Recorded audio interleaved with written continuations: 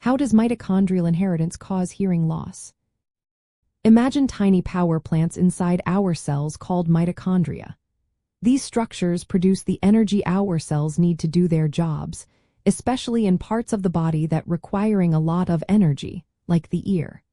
In the hearing system, mitochondria are found in the outer hair cells, supporting cells, and the stria vascularis of the cochlea, which is the main hearing organ.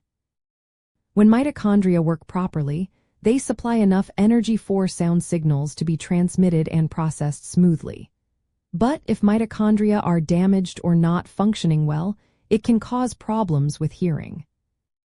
Mitochondrial DNA, which is separate from the DNA in our cell nucleus, can have mutations or changes that affect how mitochondria work.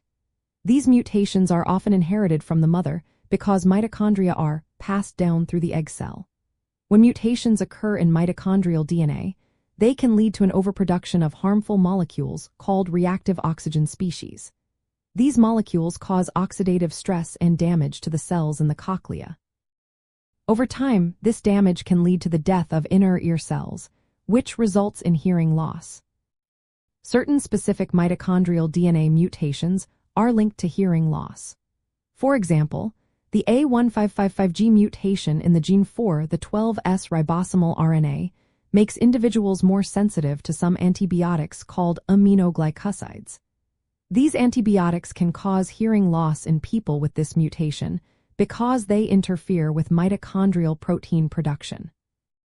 Another mutation, called A3243G, is associated with conditions like Mealis syndrome and maternally inherited diabetes and deafness, both of which often include hearing loss as a symptom.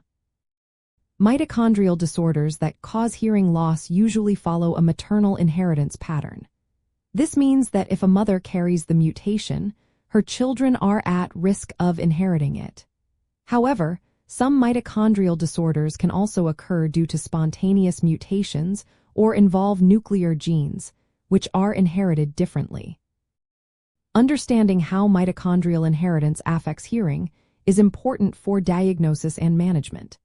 If someone has a family history of mitochondrial disorders, they might be more likely to develop hearing loss that could worsen over time.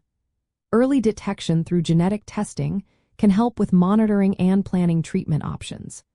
It also highlights the importance of genetic counseling for families affected by these conditions. In the context of hearing health, knowing about mitochondrial inheritance emphasizes the need for personalized medical advice. If you have concerns about hereditary hearing loss, consulting a healthcare professional or a genetic counselor can provide guidance tailored to your situation.